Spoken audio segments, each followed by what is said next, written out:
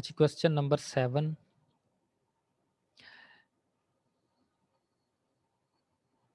using the technique of casting out vectors which are linear combination of others, find a linearly independent subset of the given set spanning the same subspace. अच्छा जी, सबसे पहले तो ये देखें कि ये क्या चीज़ है, technique of casting out vectors which are linear combination of the others. ये 4 वेक्टर्स दिए हुए हैं।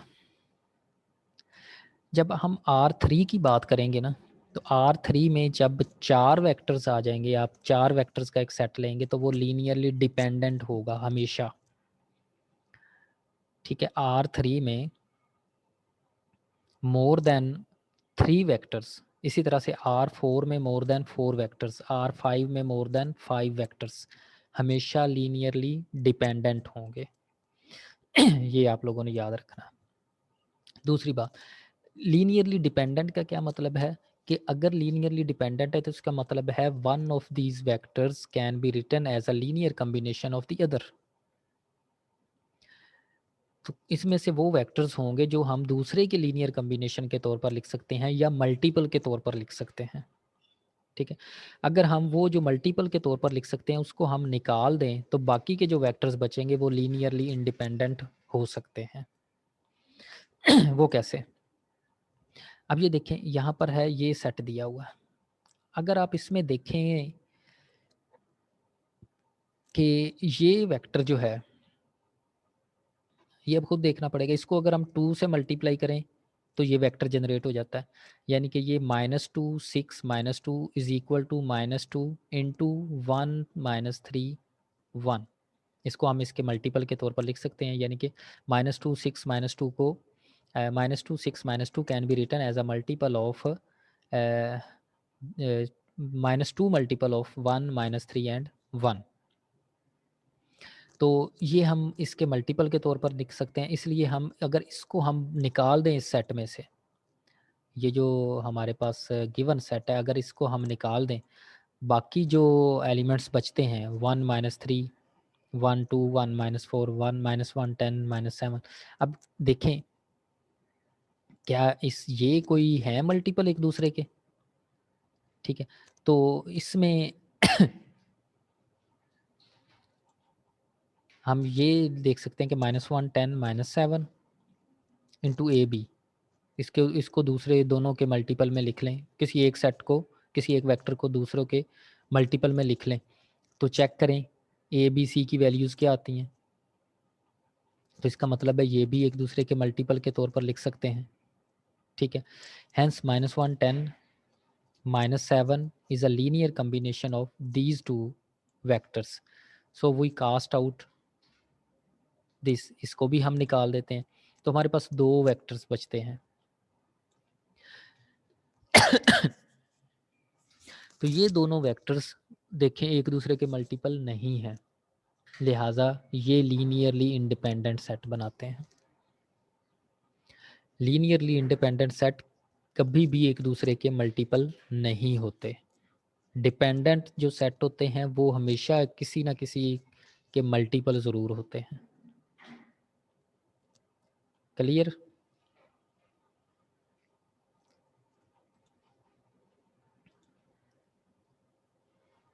इस तरह से पार्ट 2 में देखें 1 sign square x cos 2x cos square x. तो अब देखें क्या हम ये लीनियरली इंडिपेंडेंट है या डिपेंडेंट है। अगर तो कोई एक दूसरे के मल्टीपल के तौर पर लिखे जा सकते हैं तो फिर तो ये डिपेंडेंट होंगे, अगर नहीं लिखे जा सकते तो फिर इंडिपेंडेंट होंगे। अब देखिए cos 2x can be written as cos square x minus sine square x, यानी कि ये और ये इन दोनों के मल्टीपल के तौर पर हम इस cos 2x को लिख सकते हैं। ठीक है, यानी कि इसका मल्टी इसमें यहाँ पर 1 आ जाएगा, यहाँ पर -1 आ जाएगा, तो ये as a linear combination of these two vectors ये हमने लिख दिया cos 2x को। तो cos 2x को आप इसमें से निकाल दें, बाकी बचा 1 sign square x cos square. अब हम इसको भी लिख सकते हैं। ठीक है, cos square x is equal to 1 minus sine square x, या sine square x is equal to 1 minus cos square x, या हम लिख सकते हैं sine square x plus cos square x is equal to 1, तो इनमें से कोई भी एक निकाल दें, ठीक है। तो किसी भी एक एलिमेंट को निकालने के बाद हमारे पास बचता है 1 और साइन स्क्वायर एक्स। तो ये हम मल्टीपल, एक दूसरे के मल्टीपल के तौर पर नहीं लिख सकते 1 और साइन स्क्वायर एक्स को, लिहाजा ये जो होंगे वो लीनियरली इंडिपेंडेंट होंगे 1 और साइन स्क्वायर एक्स, ठीक है। ये लीनियरली इंडिपेंडेंट होंगे। इस तरह से 3 में आए, पार्ट 3, इसमें है 1 और 3x-4। पहला है 1, सॉरी, पहला है एलिमेंट 1, फिर है ये पॉलिनोमियल्स है ना, तो 1 भी पॉलिनोमियल ही होता है। 1 3x-4, फिर 4x+3, x² + 2, x-x²। तो अब देखते हैं क्या हम किसी को मल्टीपल के तौर पर लिख सकते हैं। तो 3x-4 can be written as a multiple of these two vectors, ठीक है। अब आप शायद ये क्वेश्चन पूछेंगे जी हमें कैसे पता चला जी ये 3/4 आएगा यहाँ पर और 25/4 आएगा। तो अब 3x-4 is equal to a into 4x+3 minus b into 1 लिख लें और a और b की वैल्यूज़ निकाल लें, वो जिस तरह से हमने पहले क्वेश्चंस किए हैं। तो यहाँ से आपको पता चल जाएगा कि ये क्या हम इसको ऐसे लिख सकते हैं कि नहीं। तो इसको फिर निकाल दें 3x-4 को। जब 3x-4 को निकालेंगे तो बाकी जो बचते हैं वो देख लें। ये बना 1 4x+3 x² + 2 और x-x²। तो अब x-x² can be written as, ये चेक करते हैं, इसको देख लें तो ये भी लिखा गया, तो उसको भी निकाल दें। तो बाकी जो बचेंगे ये 3 एलिमेंट्स हैं, इसको भी आप लीनियर कम्बिनेशन के तौर पर लिख लें, ये चेक कर लें।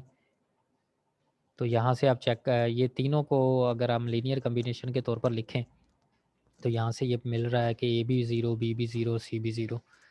इसका मतलब है ये लीनियरली इंडिपेंडेंट हैं। ये ए सेट, ये जो बचा ये लीनियरली इंडिपेंडेंट सेट है, क्योंकि इसके जो हमने कोफिशेंट्स लिए हैं या कांस्टेंट्स, ये वैल्यूज़ ली हैं, ये सारी ज़ीरो आ रही हैं, ए भी ज़ीरो, बी भी ज़ीरो और सी भी ज़ीरो, ठीक है। तो ये क्वेश्चन नंबर 7। अब क्वेश्चन नंबर 8 पर आते हैं। Verify that the polynomials 2 - x² x³ - x 2 - 3x² and 3 - x³ form a basis for P3x। P3x होता है पोलिनोमियल ऑफ डिग्री 3।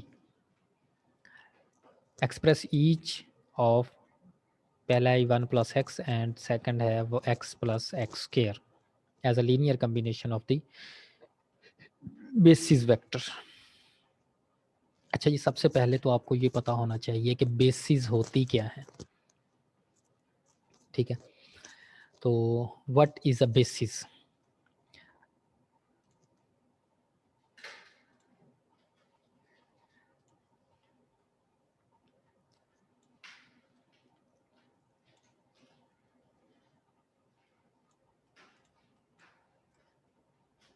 ठीक है,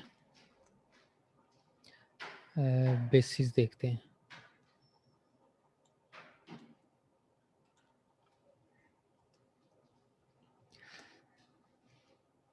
बेसिस क्या चीज़ है? बेसिस क्या होता है कि जो सेट हम कहते हैं कि जी ये इसका बेसिस है, या आर की बेसिस है, R2 की बेसिस है, R3 की बेसिस है, तो उसमें दो कंडीशंस होल्ड करनी चाहिए। नंबर वन कंडीशन क्या होनी चाहिए कि उस सेट को लीनियरली इंडिपेंडेंट होना चाहिए, लीनियरली इंडिपेंडेंट, ठीक है। नंबर 2,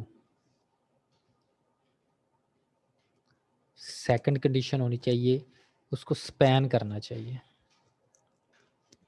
ठीक है। अब आप कहेंगे कि ये स्पैन क्या होता है? स्पैन का मतलब क्या है?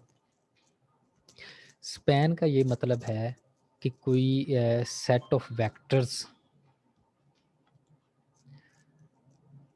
ठीक है, यानी कि अगर हमारे पास कोई सेट है, जैसे ये सेट है एक मैं छोटी सी एग्जांपल दूंगा, एक 1 0, उसके बाद फिर 0 1, ये एक सेट है। तो हम कहते हैं कि क्या ये सेट पूरे R2 को बना देगा, ठीक है, पूरे R2 को जनरेट कर देगा। इस सेट का हम नाम रखते हैं, ठीक है, इसका कोई भी नाम, इसको हम कह देते हैं S, ठीक है, S इज इक्वल टू 1 0 0 1, ये एक सेट का नाम है। अब पहले चेक करेंगे कि क्या ये इंडिपेंडेंट है, तो इंडिपेंडेंट ये होगा क्योंकि दो वेक्टर्स होंगे ना, तो हम इंडिपेंडेंट कैसे चेक कर सकते हैं, हम देख सकते हैं कि क्या वो एक दूसरे के मल्टीपल तो नहीं है, तो ये दोनों एक दूसरे के मल्टीपल नहीं है, लिहाजा ये लीनियरली इंडिपेंडेंट है। अब हम ये देखते हैं कि क्या ये R2 को जनरेट करेंगे। ठीक है, तो कैसे जनरेट करेंगे, जनरेट करने का मतलब क्या होता है कि हम इसके लीनियर कम्बिनेशंस बनाते जाएं। मसलन मैं इसका लीनियर कम्बिनेशन बनाता हूँ,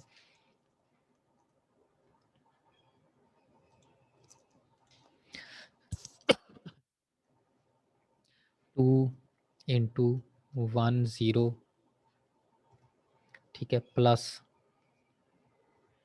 3 इंटू, मैंने कोई भी एलिमेंट, ये एक पहले को 2 से मल्टीप्लाई कर दिया, दूसरे को 3 से मल्टीप्लाई कर दिया, तो ये एलिमेंट बन गए। तो ये क्या बनता है, ये एक एलिमेंट बनता है 2 और 3, ठीक है। तो इसी तरह से ये कांस्टेंट्स, ठीक है, ये वाले कांस्टेंट अगर मैं चेंज करता जाऊं, एक इसको और इसको, तो क्या होगा, कोई सारे एलिमेंट्स जनरेट होते जाएंगे, बनते जाएंगे, नए से नया एलिमेंट बनता जाएगा, और अल्टीमेटली ये क्या करेगा, ये पूरे R2 को जनरेट कर देगा। R2 का हर एलिमेंट इससे जनरेट हो जाएगा, ठीक है। इसलिए हम कहेंगे कि ये S जो है, दैट स्पैन्स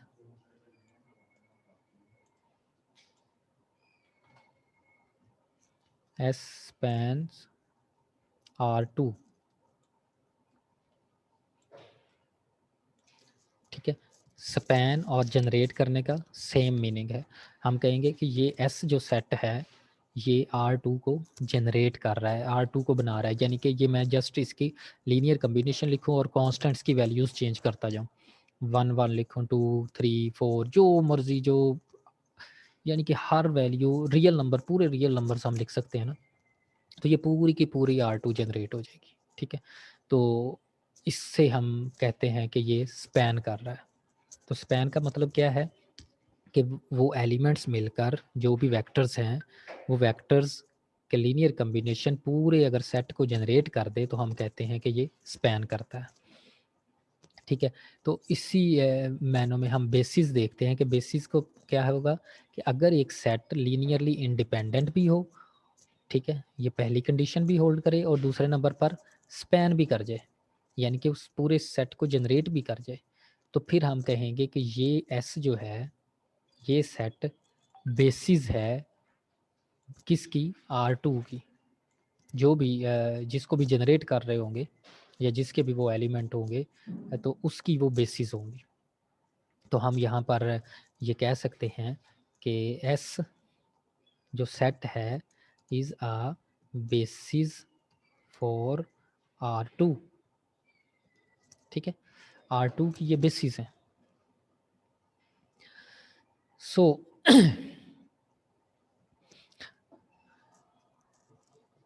यहाँ तक क्लियर है जी, स्पैन, लीनियरली इंडिपेंडेंट। अब ये देखिए तीनों चीज़ें बन गई। एक और भी इसमें इसी में ही एक कंसेप्ट आ जाता है। पहले नंबर पर है लीनियरली इंडिपेंडेंट। वो आपको पता चल गया कि लीनियरली इंडिपेंडेंट क्या होता है, कि अगर हम किसी एलिमेंट्स को लीनियर कम्बिनेशन के तौर पर लिखें और जो कांस्टेंट्स की वैल्यू है वो 0 0 आ जाए, तो वो लीनियरली इंडिपेंडेंट होगा, ठीक है। स्पैन क्या होता है कि वो एलिमेंट्स अगर पूरे सेट को जनरेट कर दें, उनके लीनियर कम्बिनेशन से वो पूरे का पूरा सेट जनरेट हो जाए, तो उसको हम स्पैन कहते हैं, ठीक है। और अगर ये दोनों कंडीशंस एक सेट में एक साथ आ जाएं, यानी कि एक सेट है एस जैसे ये है, तो ये लीनियरली इंडिपेंडेंट भी और स्पैन भी करे तो उसको हम बेसिस कहते हैं। तीसरे नंबर पर जो एक और इसके साथ कंसेप्ट आता है वो आता है डायमेंशन का। डायमेंशन, डायमेंशन क्या होती है? डायमेंशन होती है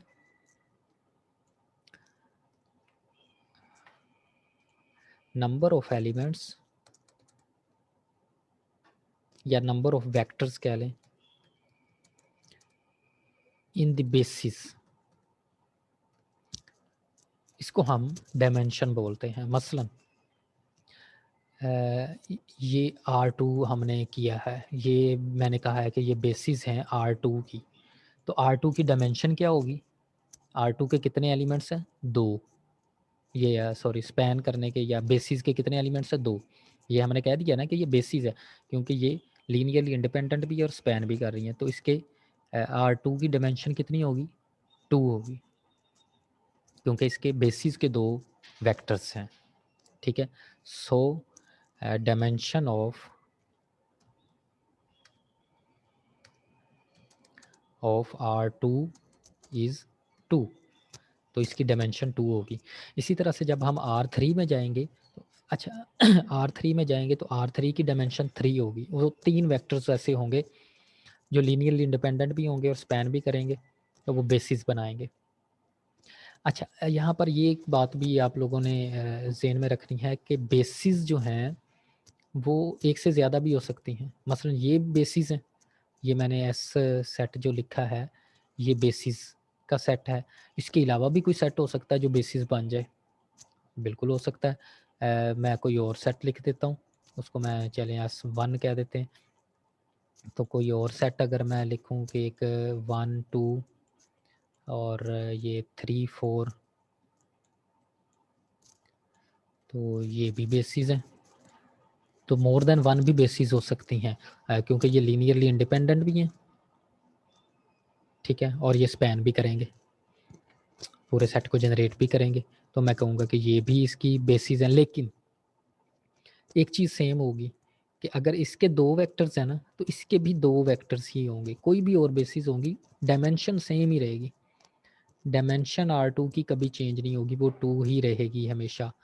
ठीक है, यानी कि 2 वेक्टर्स ही रहेंगे। अब वेक्टर दरमियान वाले जो 2 वेक्टर्स हैं ये भी हो सकते हैं, ये हो सकते हैं, वो वेक्टर्स चेंज हो सकते हैं, लेकिन उनकी तादाद सेम ही रहेगी। ठीक है, तो इसको हम डायमेंशन बोलते हैं। तो यहाँ पर 4 चीज़ें इकट्ठी होगी, लीनियरली इंडिपेंडेंट, स्पैन, बेसिस और डायमेंशन। क्लियर है यहाँ तक? अब हम आते हैं उस क्वेश्चन की तरफ।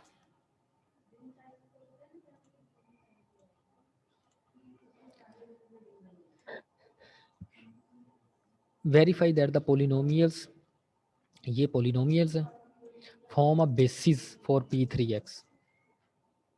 अब हमने ये बताना है कि क्या ये बेसिस हैं इसकी। तो जब हमने बेसिस का बताना है तो हमने 2 चीज़ें चेक करनी है। क्या चीज़ें?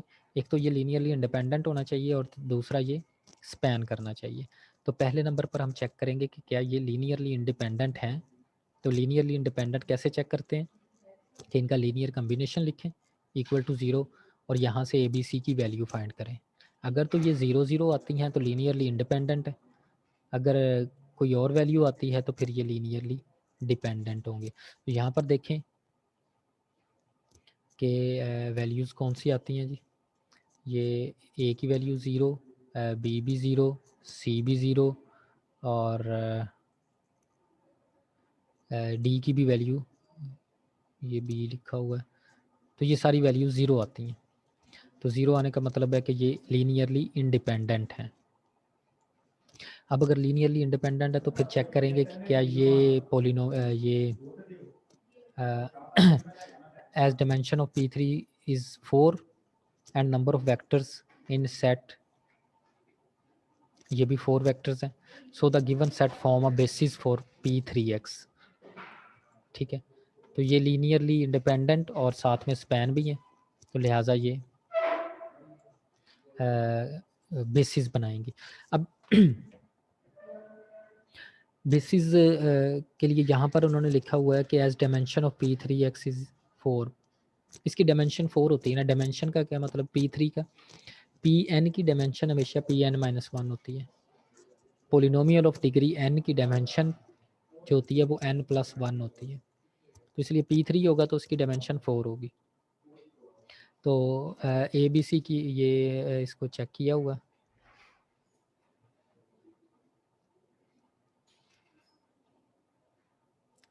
कि कोई भी पोलिनोमियल इनसे जनरेट हो सकता है। आप ये आगे ये किया हुआ है। स्पैन करने का मतलब क्या है कि ये चारों से कोई भी पोलिनोमियल आप जनरेट कर सकते हैं। यानी कि ये चारों वेक्टर्स जो गिवन हैं ये लिखें और इधर कोई भी पोलिनोमियल, इन्होंने 1+x लिखा हुआ है यहाँ पर, आप कोई भी पोलिनोमियल ऑफ डिग्री 3 डिग्री तक आप कोई भी पोलिनोमियल यहाँ लिख सकते हैं अपनी मर्जी से और उसको चेक कर सकते हैं, वो इससे जनरेट हो जाएगा। ठीक है, ABC की आपको वहाँ पर वैल्यूज़ मिल जाएंगी। जनरेट होने का मतलब अगर आपको ABCD की वैल्यूज़ मिल जाती हैं तो फिर ये हम कह सकते हैं कि ये इसको जनरेट कर सकता है। ठीक है, तो अगर नहीं मिलती तो नहीं जनरेट करेगा। तो ये चेक किया हुआ कि क्या ये स्पैन करता है या नहीं करता। तो स्पैन करने के लिए हम इनका लीनियर कम्बिनेशन, ये किसी भी आप पोलिनोमियल्स जो लेस देन 3 डिग्री हो या 3 और लेस, ये आप लिख सकते हैं और इसको आप चेक कर सकते हैं कि क्या ये उसको जनरेट करता है या नहीं करता। क्लियर है? तो ये बेसिस इसकी आ जाएगी। इसी तरह से ये सेकंड इसका पार्ट है, सेम एज इट इज़ करना है। क्वेश्चन नंबर 9 है, डिटरमिन वेदर और not the given set of vectors is a basis for R3। आपने ये बताना है कि ये बेसिस R2 की ये बेसिस हैं या नहीं है। तो पहले तो ये चेक करें क्या ये लीनियरली इंडिपेंडेंट हैं, 1 1 और 3 1 है। तो ये चेक किया जी, hence given set of vectors is linearly independent. Linearly independent है और ये इसकी बेसिस भी 2 होती हैं, डायमेंशन 2 होती है, लिहाजा ये 2 ही वेक्टर्स हैं तो इसलिए ये बेसिस होंगी। तो ये बेसिस हैं। ठीक है, क्वेश्चन हमारा ये था कि ये चेक करना है कि क्या ये बेसिस हैं या नहीं। तो ये पहला, ये बेसिस बन जाती हैं। दूसरे पर आए तो ये चेक करें, ये लीनियरली इंडिपेंडेंट है, ये भी बेसिस बनेगी। तीसरा देखें क्वेश्चन, तीसरे में ये भी बेसिस बनेगी, लीनियरली इंडिपेंडेंट है और स्पैन भी करेंगी, तो ये भी बेसिस बनेगी। ठीक है,